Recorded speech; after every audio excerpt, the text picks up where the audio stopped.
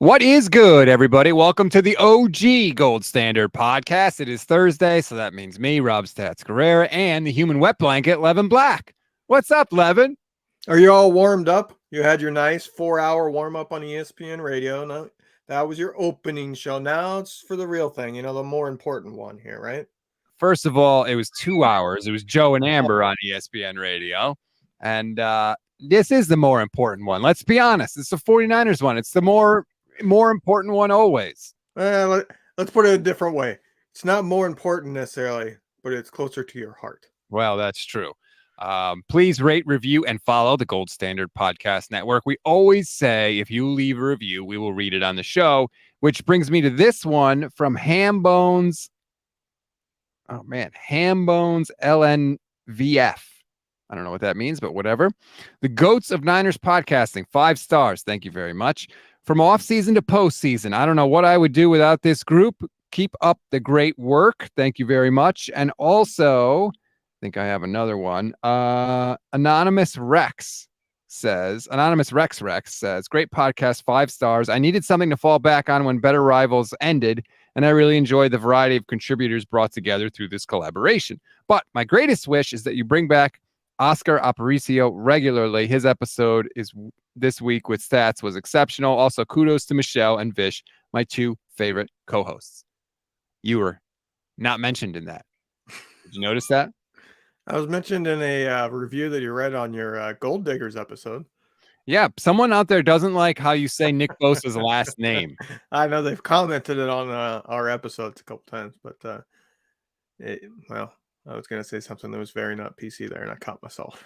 Levin has first of all, he has no intention of changing. And second of all, even if he did, he wouldn't be able to because he doesn't do last names. Okay. The cornerback that used to play in San Francisco that was always hurt, even though he was really good when he was healthy, is Jason. I say Verrett, but it's Verrett. Yes. Who cares what you say? Well, that's because that's how it's ingrained in my head. That's how it's pronounced. That's what I mean. He doesn't change. He decides how it is said, and then he will continue with that pronunciation until the end of time. But like Z and S can have the same pronunciation, and the way I do it does and is possible of being, I say Bosa. You and Brian Baldinger, Bosa. You're both Bosa guys. So anyway. Yeah, I got to draw it out more. Bosa. Like he does when he's rushing the passer. Bosa. Like and subscribe to the YouTube channel, by the way. And thank you to everybody out there. We went over 4,000 subscribers on the YouTube channel. That is absolutely insane, considering we didn't even start this thing until February after I got laid off. So thank you for the support and following us. It is huge for me. I'm, trying to make a go of this thing as my actual job, and I would not be able to do that without your support. So thank you. Yeah, I mean, for the 1,000 that followed because of me, and the 1,000 that followed because of Michelle, and the 1,000 that followed because of Vish, and the 1,000 that followed because of Jason and Steph, we appreciate it. The one person, your wife, that followed because of you, Rob, it's appreciated. Trust me, she would not. That would not be an attractive feature for her. That would be a bug for sure. Really, my wife follows us only because she is waiting and laying in the weeds for live shows when she's bored upstairs, having to be quiet, to chime in the comments. Well, we will have plenty of live shows as we have all off season. We're only going to have more once the season starts, believe me. But on today's show, we're going to do something kind of cool. So this is Levin's idea. We are 2 weeks out from the start of training camp. So what Levin wants to do is go through every position on the roster and give you a nice little preview. Just set the table before training camp begins and we have actual news that starts to roll in. Today's show is going to be defense. We're going to save the offense. I know a lot of you are tired about the quarterback talk and all of that. So this is going to be a quarterback-free show today, Levin. Don't say that. You know darn well somehow, some way, it's going to move its way back to the quarterback position for some comment. All right. Do you want to start close to the line of scrimmage and work our way backwards? Yeah, why not? Let's start with Bosa. Bosa. I got to get that on my little soundboard. That's too good not to put on there. All right, let's start with the defensive line. It's got to start with Nick Bosa, who, as you pointed out before the show began, on July 5th, Levin does not have a contract extension yet. Yeah, it's not concerning yet, but it is, I would say at this point, starting to creep its way into my head. I think about it a little bit more. As soon as it hit July, it's kind of like, okay, this is the month it needs to get done. If it doesn't happen this month, now I'm full on worried that it's going to be some kind of fight. And honestly, if there's any fight whatsoever, it's on the 49ers. Because you pay him what he wants.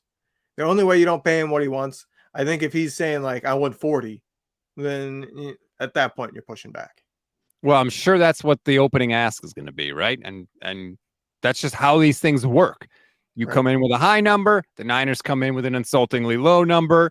Everybody understands how this goes, and you eventually meet in the middle. I will say, I don't think Nick is going to be like flustered by any of the negotiations. I don't think he's going to be part of it at all. Yeah, I think he's literally going to be like, I know what I'm worth. I know I'm going to get a ton of money. I don't care what their first offer is. Just tell me when it's done. Like, he's not going to get insulted by the first offer and say, screw it, I'm not signing there. Like, he gets the whole business negotiation part of it because he saw his brother go through it with the Chargers. Yeah. I think he does break 35. Yeah. I think it might come in right at that, but I think that's the number that he's going to want. Like, that's the true, like, bottom dollar. I want to be the first to hit 35. And I think that's where the pass rushing market is right now. Like, 35 is the going rate for a reigning defensive player of the year. Yeah, don't think he was too upset about winning that trophy. Although, did you see the picture on Instagram? He keeps his defensive rookie of the year. He keeps batteries in the trophy. Yeah, I did see that. I think it was Steph that noticed that and posted it, right? Yeah, that's so good. That's like, just tells you something. Like, was it the defensive player of the year award? I thought it was the rookie of the year award. It was the defensive. They were next to each other, but yeah, the rookie of the year had the batteries in it. It's the lesser trophy. So, you understand, throw a couple Duracells in there. You can never find those double A's when you need them, damn it. But I agree with you. I think he repeats. How about that topic? No. I heard Jason and Steph go over that one earlier this week. I think it's Myles Garrett year. He hasn't gotten one yet. Yeah. His year. I think that's a huge part of it. Right. Like, you have to be clearly above and beyond to win back-to-back. Like, there has to be no question, hey, that's clearly the best guy. And maybe if he leads the league in sacks, he can repeat, but that's like the minimum. He's got to lead the league in sacks, and he's probably got to be like a little bit above Parsons and Garrett, which are the two people that have the narrative of getting there first. I think it's Parsons' year because I think that some people wanted to give it to him last year, but Bosa just was a friggin' monster. It all depends. Parsons kind of dropped off at the end of the year. Cowboys could drop off. Yeah, I'm betting on them to. I'm taking their under. I think the Cowboys are going to be worse than last year. I'm out. If they only win like 9-10 games wild card, is that enough for him to get defensive player of the year? If, say, like Cleveland is in the same boat and actually makes the playoffs, or you have a TJ Watt putting up big numbers and the Steelers are able to win 11 games, or say the 49ers win like 13, and once again Bosa is right there at the end in terms of being amongst the sack leaders. Like, I think that's a big part of it. You're not going to get defensive player of the year with 9 wins. I think it's going to be very tough to get it even with 10 wins, even though wins is definitely not a defensive player stat. Yeah.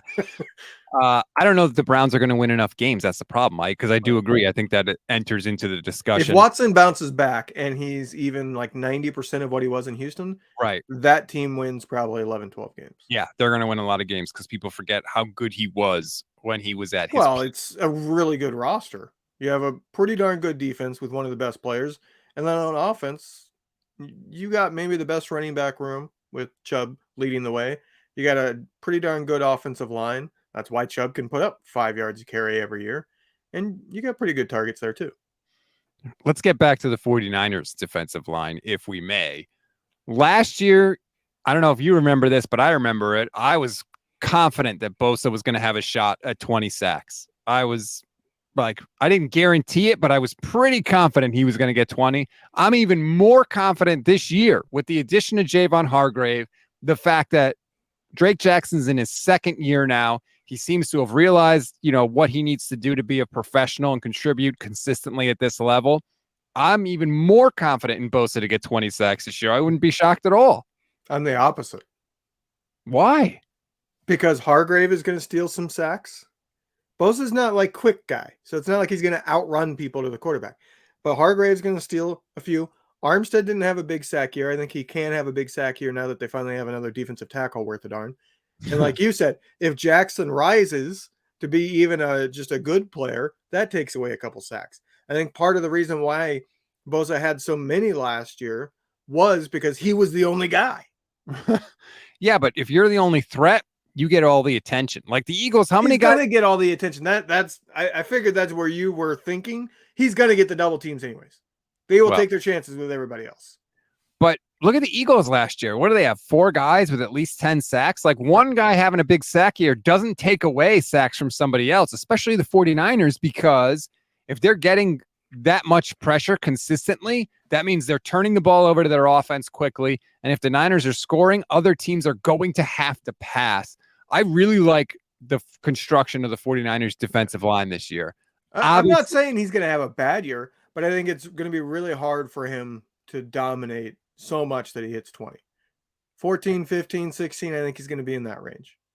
I think first of all, I guarantee you he's going to get 20 before his career is over at some point. I would be willing to bet money on that. 18.5 last year in 16 games. He didn't even play every game also. And he kind of, he faded a little. Do you want to bet a coleslaw popsicle on it?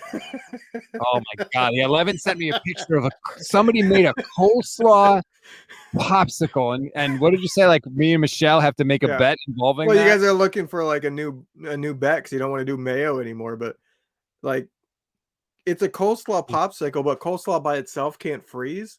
So I would imagine like it's some kind of like heavy mayo thing to create the more of a liquid to actually be able to freeze into a popsicle. So that's what I was assuming, at least. If it's like milk with coleslaw, that's not going to be that bad. It's going to be milked down coleslaw. Coleslaw isn't terrible by itself. I'm not a huge fan. I don't tend to eat it unless it's like, okay, I'm still hungry and it's sitting there. That's all it's left. I was saying earlier, I love the construction of the Niners defensive line. You've got Armstead there. Robert Beal, somebody that I think could be really interesting as a draft pick. Obviously, Bosa's there. You've got Kalia Davis, who supposedly they're high on, who's, a year removed from an ACL. Cleveland Farrell, Javon Hargrave, obviously, Hyder, Drake Jackson. I think they got a lot of guys that are set to contribute on that defensive line. I think it's going to be a strength of the team, as they clearly want it to be based on how they've invested the money there. I'm really, really excited to see this defense go to work. And don't forget, you might have some sacks taken away because of a blitzing linebacker with the new defensive coordinator. Yes, I do think there's some free shots coming. Yes, I think that Wilkes is going to blitz the hell out of Fred Warner.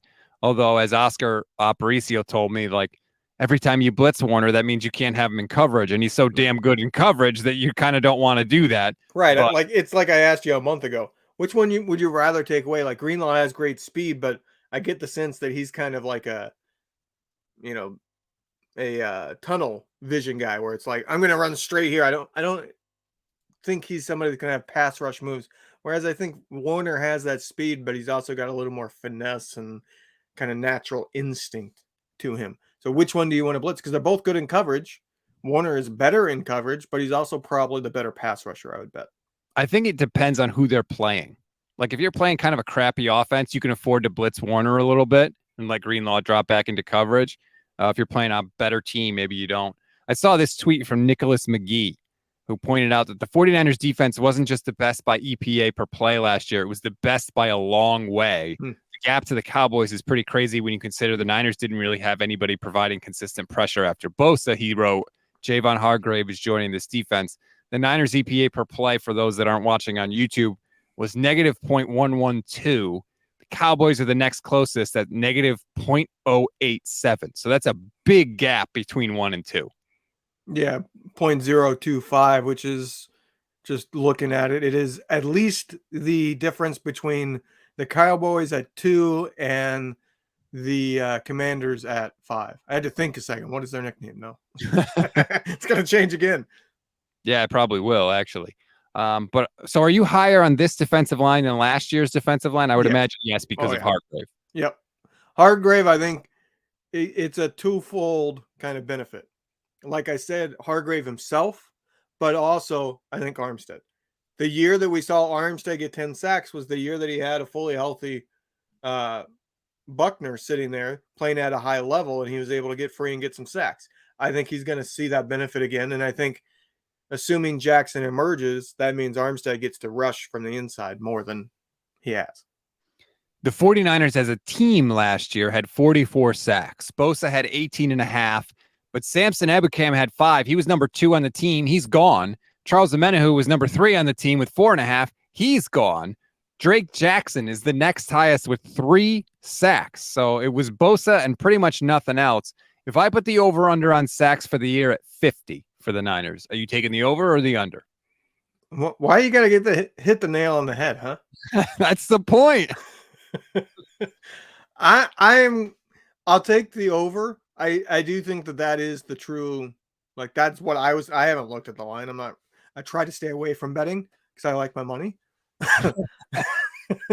But I was thinking in my head, like, I think they can do 50. I think the leader last year, there were I think 3 teams that hit over 50 last year, if memory serves.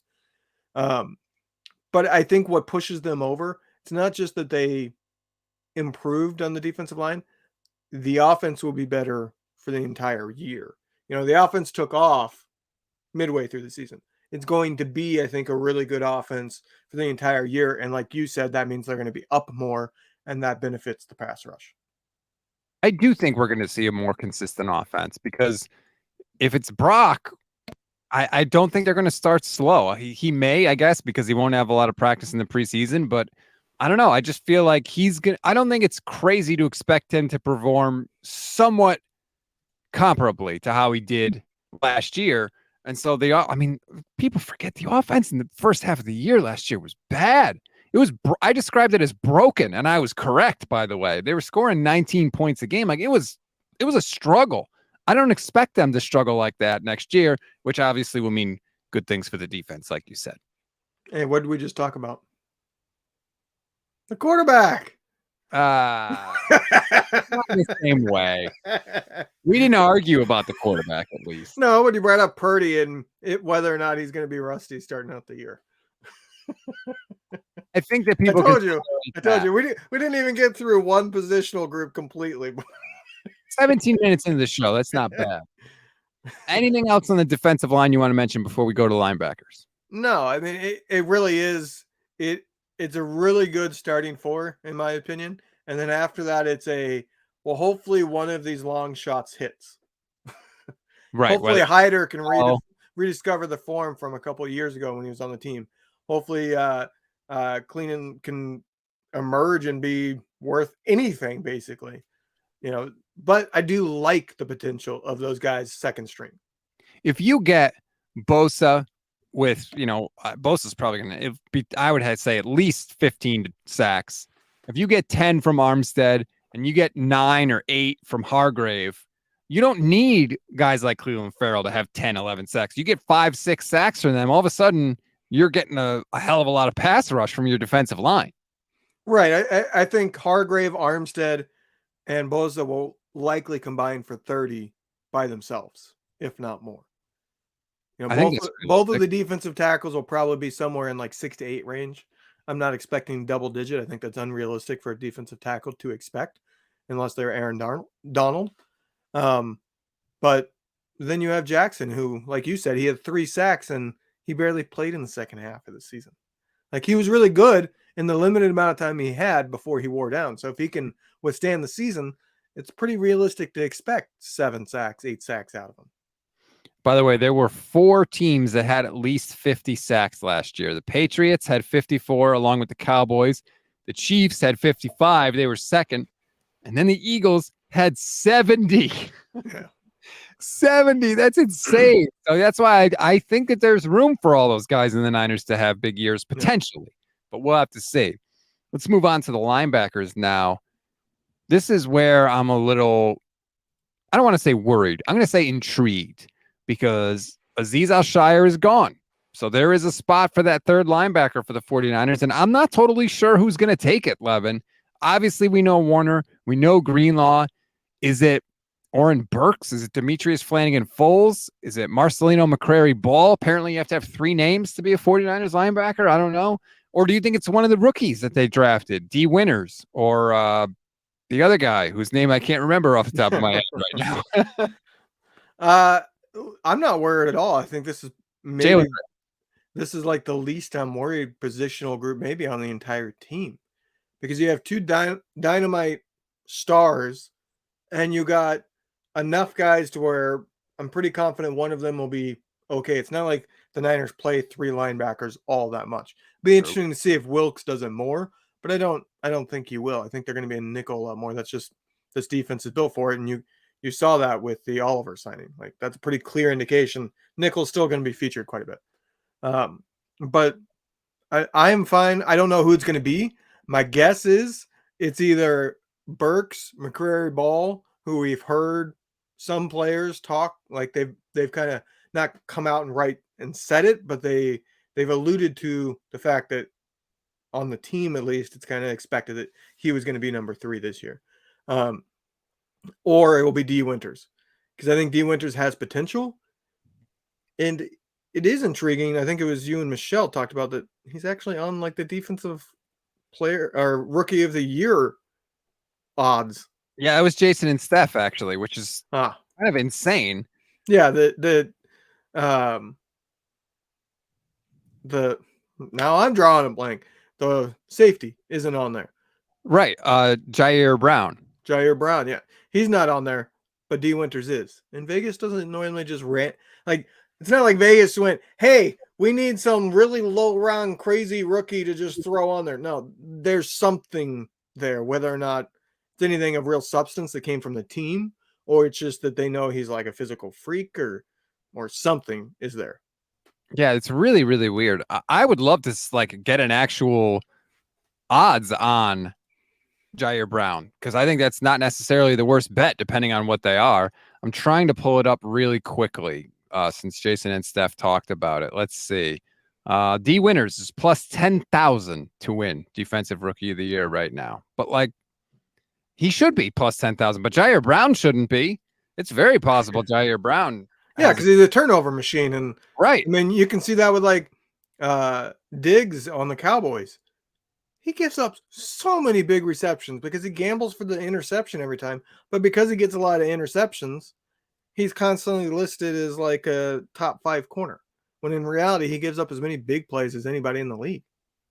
Yeah, he did give up, I think it was over 1,000 yards last year, was it? I can't remember. I think it was 2 years ago when he had all those interceptions that he gave up okay. 1,000 yards. He was a little bit better last year, but he also didn't have the same number of interceptions, almost as if he realized or learned in the offseason. You can't always gamble on the interception, and if you don't get it, the other guy's going the distance.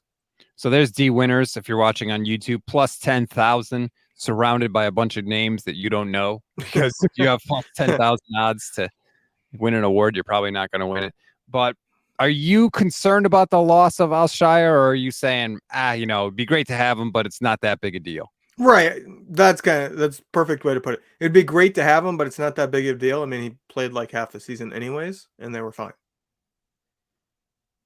And the other linebackers, like, I just feel like you know what you're getting, which is awesome, because just keep it up, boys. That's all I'm saying. I mean, this position above all others, this regime has proven they're just fine drafting. It's true. They have been able to find guys and rotate guys in. I mean, Al-Shaair was a guy coming off an ACL when they plucked him out of Greenlaw was 5th round, Warner's 3rd round. Like, none of these guys are highly drafted, and yet they have arguably the best linebacking group in the league. Although I will say those guys were taken when Robert Saleh was here and DeMeco Ryans. So you got some linebacking experience there too. Now those guys obviously aren't here. Does that continue? We don't know. Maybe it will. Hopefully it will. But that's sort of an unknown.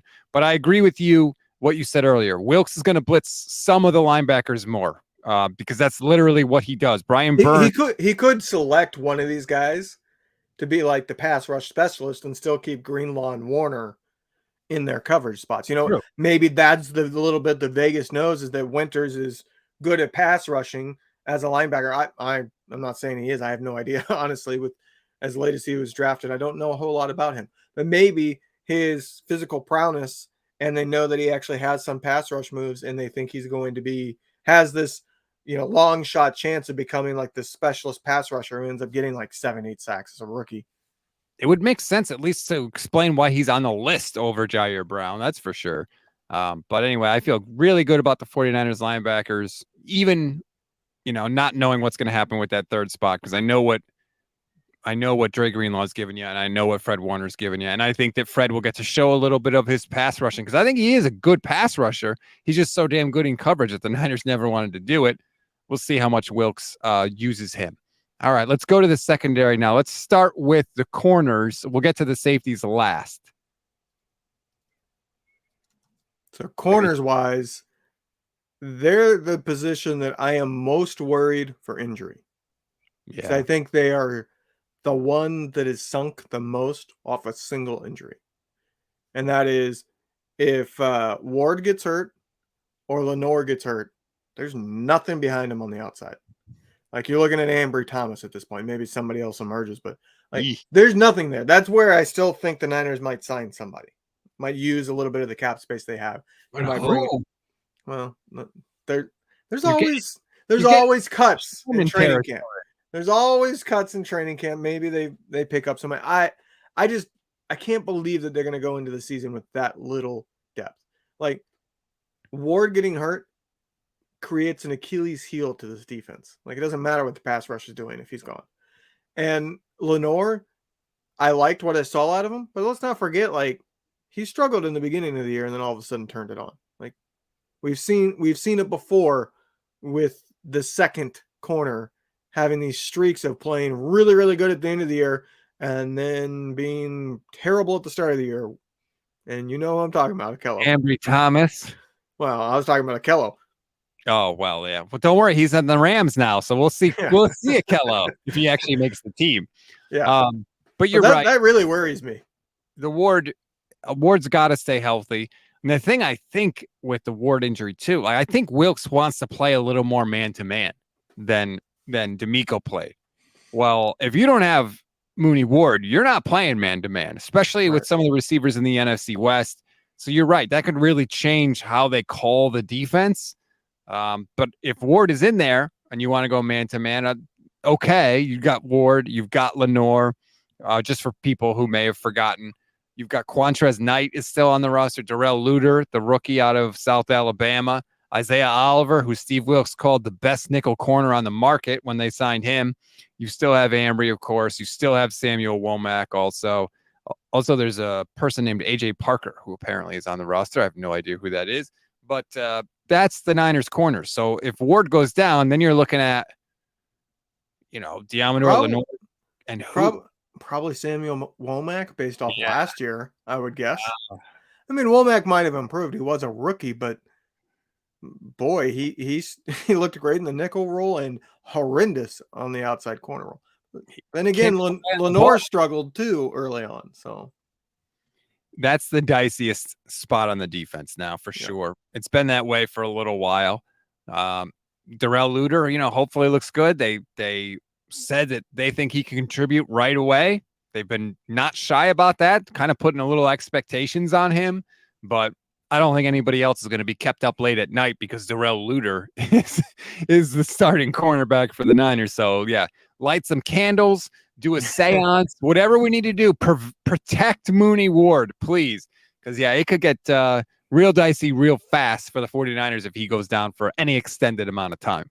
Yeah, let's hope that he doesn't have a year like last year. I mean, he was constantly hurt. How many games did he have to leave for a couple plays to come back in? And I was clutching my pearls last year. Part of that is he's so good against the run. Like, there were a lot of times that he was sticking his body in there to take down a running back. And, that worries me because of the depth. Like, yes, obviously I want him to make the tackle. I just want the defensive line to not make him have to make the tackle, I want those linebackers to fill so that it doesn't get to the corner. Well, you know how the 49ers feel about defensive backs and tackling. They want theirs to be able to tackle, and they don't think anybody else's can tackle. So the Niners, they have guys that aren't afraid to stick their nose in there. That's for sure. Let's flip over to the safeties now. I feel better about this position than I do about the corners because I'm really confident in Ji'Ayir Brown. And maybe I'm overconfident because I'm not going to act like I knew a lot about him before they drafted him. But since they've drafted him, everything I've seen and read and watched, I'm really, really encouraged. I think they could have a very solid to very good player on their hands. Yeah, and if you consider the nickel defense the starting defense, which I personally do, that's the spot on the defense, the safety, that is most up for grabs because it means the third linebacker spot is not part of the equation. And I really do think that we're going to see some crazy formations with those safeties. I think we will see three safeties on the field at different times. Yes, I I agree. think that's really going to happen. I think you're going to see, um, we are drawing blanks The on safeties names. are on the screen right now. We're going to see Hufanga. I had Latofo stuck in my head, the old linebacker. Lopa Tatupu, you mean? Yeah. Yes. Good guy. Got to interview him last year. He's actually a really cool dude. I do remember that interview, actually. It's probably why it's in my head. It's your fault. Not Yeah, mine. great. I'm sure it is. But Hufanga, I think, is going to have even more freedom. I think on like third downs, like third and longs. I think that's when they'll bring out that three safety look, and it'll allow Hufanga to kind of roam and use his instincts, and not have to be like, "Oh, you're man on this guy. Don't screw it up." Which that is, yeah, we don't want him in man-to-man coverage. Right. That's something that Oscar Aparicio said too, was they're going to be able to use him at what he does best, which is attacking the line of scrimmage, sort of read and react, like see it, recognize it from the film, and go attack it. Now, he's got to make those plays. He can't just get in the backfield and miss the tackle, which we did see a few times last year. But if they put him in those spots, I think he's going to have a big year. We did our preview a little earlier this offseason, and I have him as, was it him? No, I think I had Warner as the third highest sack total on the team, but it could be Hufanga. If that's how they're going to use him, he's really, really good at anticipating the snap count. He could get in there quite a few times.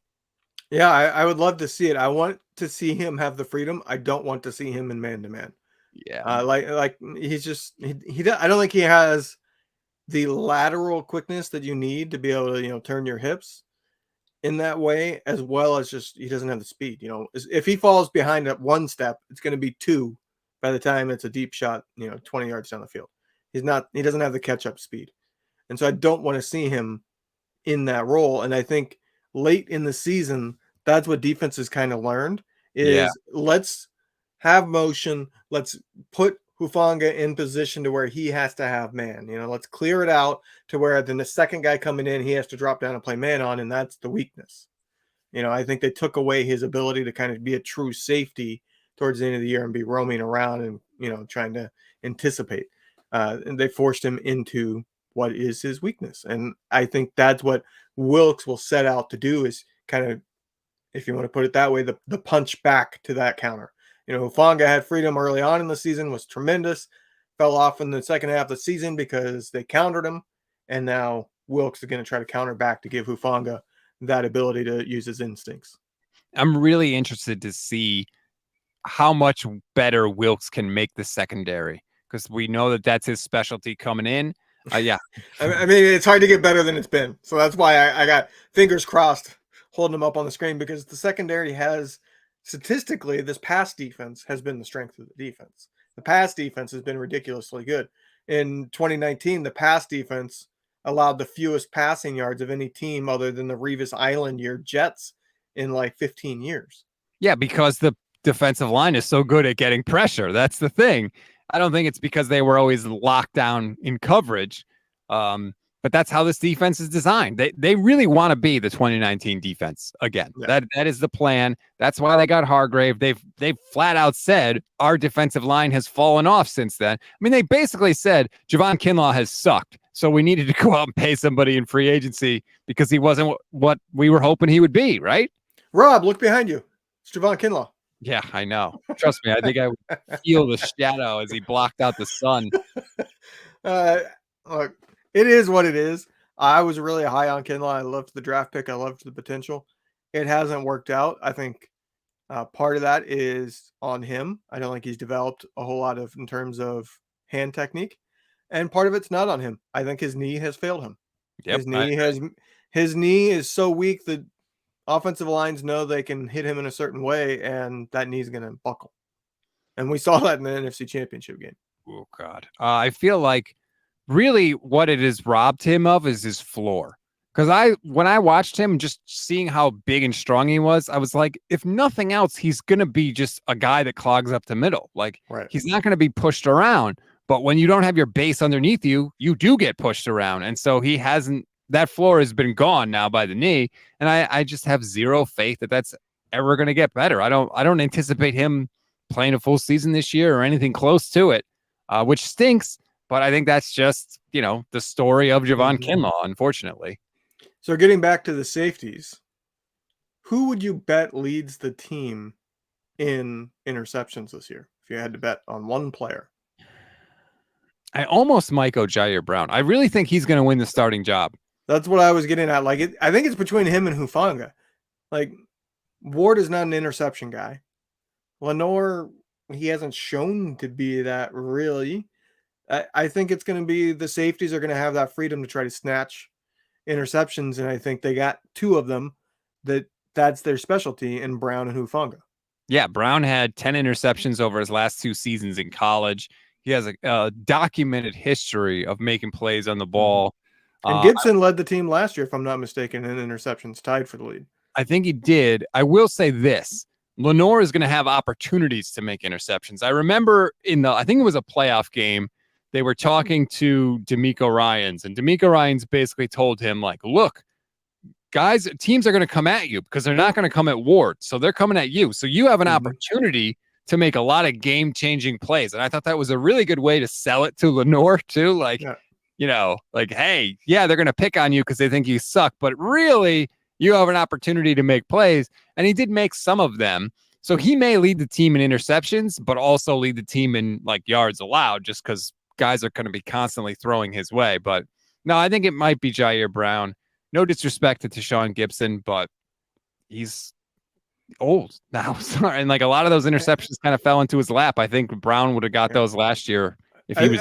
It's going to be one of those situations, I think, where Gibson starts the year as the technical starter, and then by the midpoint of the season, he's not on the field a whole lot. Remember what they did with Hufanga? They would take Tart off the field to give Hufanga reps. And at first we were like, what the hell? What's going on? Turns out they knew what they were doing. And we may see that with Ji'Ayir Brown also.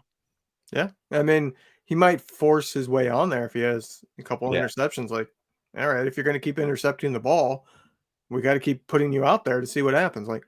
And I don't think Gibson would be irate about that. I think he knows what the deal is. He's brought back for one last year because he had a good enough year last year, but he was an afterthought last year. He was brought in after the season started or after training camp started, very late signing. And yeah, he played great, but he's 32. So he can't expect, this rookie's good, but darn it, I earned my spot in the 1 year I've been here now.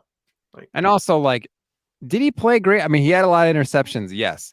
But also the 49ers led the league in 50-yard pass plays allowed. And you're a safety. That's literally in your job description. Do not get beat. You are the safety valve. You are the last line of defense. And it wasn't just him. Hufanga got beat plenty. But I don't know. I think that we look at the interception total sometimes and we think he was an all-pro. And that doesn't he wasn't an all-pro. He was a solid starter. Yes. He was somebody that I think was really consistent. And he played. He was always on the field. And he wasn't dropping the interceptions. Still too soon. Still not ready. That's one I'm never letting go. I will see that play for as long as I live. Jaquaski Tartt's the only one that let it go. But let it go in that way. He has not let it go in any other sense. So there it is. That's our defensive preview. Man, they went by fast. I thought that was going to take longer. We flew through that. When are we doing our punting preview? How about a special live show? You come to Pittsburgh and I try to punt and see what I got left. It's only been 10 years. That can be our punting preview. I think you want me to come to Pittsburgh so you could kick me. I think I would probably pull a hamstring. Like I don't do that. I used to go out and punt, and I used to be able to punt about 40 yards in what the game is. People don't think of that. Like when you see a 40-yard punt, it's not the punter kicked at 40 yards. The punter kicked it like 50, 55 yards because of how far back they are from the line of scrimmage. Right. So I could get about 40 from in the game, it would count as 40. From I was in my heyday playing soccer every day in high school, and I used to go out and just punt because I enjoyed doing it. And how far did you kick it? I could get 50 yards in the air, which would be a 40-yard punt.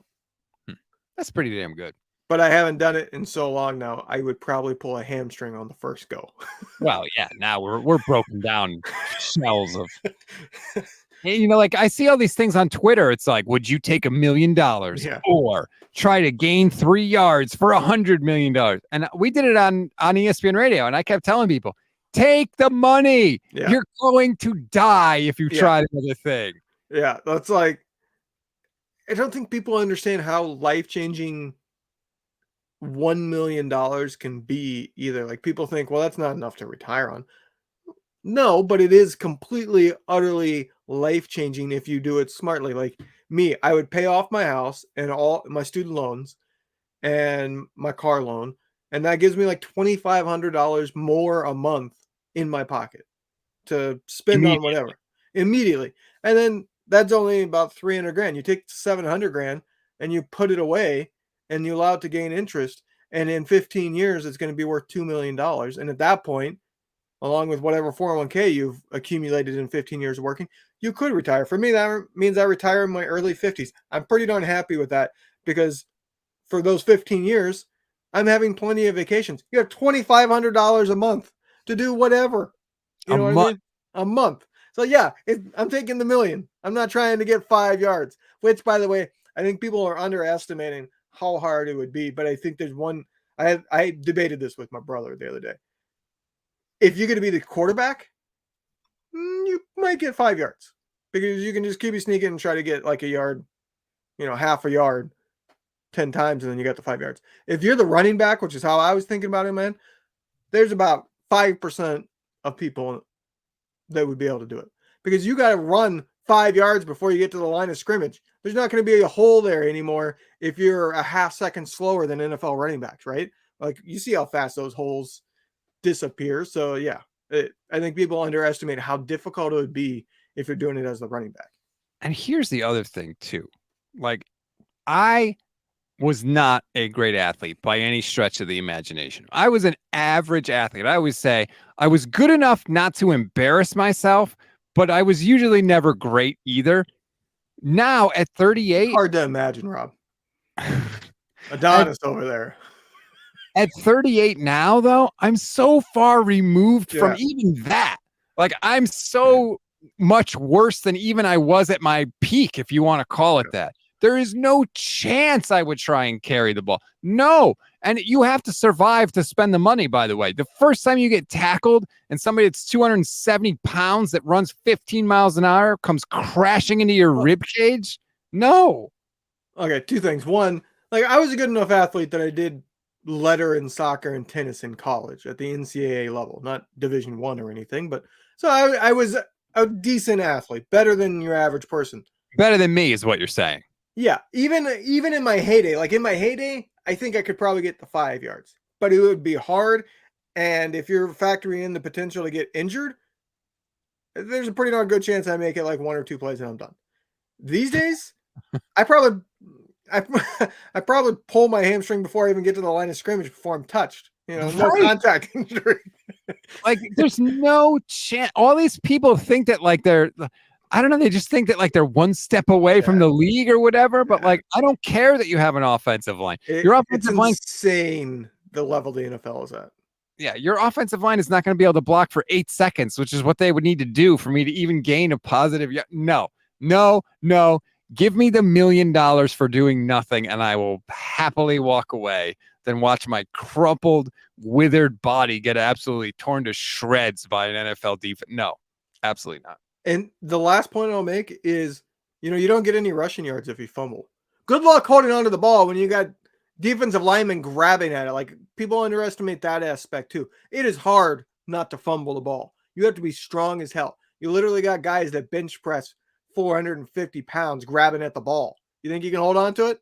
All right. Remember Dre Greenlaw just flat out punching dudes out there. Like, literally going against Greenlaw. He's just like, yeah, you're gonna get the Peeman or the peanut punch constantly. Like, good luck. You're gonna have a broken wrist because your body is not ready for that stuff. Like, it's not accustomed to it. You're gonna break your wrist on the first carry because somebody punches you right in the wrist as hard as they possibly can, and there are people that would kill somebody if they got a free shot at somebody's face. Right. Think about that. The best case scenario in that situation is that they hit the ball and you fumble. Because if they don't, that means they're punching you. Like you said, they're just punching your hand or your wrist or your arm, whatever it is. These dudes are strong. No, give me the $1 million. No, just thinking about it makes me sad. But anyway, that's on a related topic. Bring back Pros vs. Joes. Oh, loved that show. No. Yes. No. Why not? Because it was a terrible show. Well, I think today they would be better at actually finding people that have a chance. Those are very little people. But anyway, that's going to do it for this edition of the show. Again, we'll do our offensive preview next week. We'll go through position by position, rate, review, and follow the Gold Standard Podcast Network. Like and subscribe to the YouTube channel, please. And thank you. Follow us on Threads. Oh, God. There's too many now. There's too many. And by the way, stop bothering me and hitting me up for a Blue Sky invite. Okay. I don't have any. Leave me alone. I saw the text. I saw the call. I got your letter that you sent me in the mail. Yeah. Stop it. All right. I did all that. I didn't just like text you, hey, send me a Blue Sky invite. And you go, what are those? Nope. It was constant. It was like, how did you sign up? Like, I didn't connect that dot until later. Like, what do you mean you don't know what an invite is? How else did you sign up? Somebody sent you a code. A carrier pigeon just arrived at my house. It's got a little message. It says, can I have a Blue Sky invite? Stop it. If I get one, maybe I'll give it to you. Maybe. If you stop bothering me. Well, if you don't give it to me, I will bother you every single day. It probably won't even be a thing now. But Threads will probably be the thing that takes over because it's Zuckerberg. Who the hell knows? Anyway, follow us on Twitter, GSN 49ers. The YouTube channel is Gold Standard Network. Just Google Gold Standard 49ers. It'll pop right up. And please, and thank you. And again, thank you for all our subscribers. Over 4,000. That is absolutely massive. This thing is going to the moon during the season. So hop on now. I promise you, we will earn your time. Thanks for watching, everybody. We'll talk to you next week.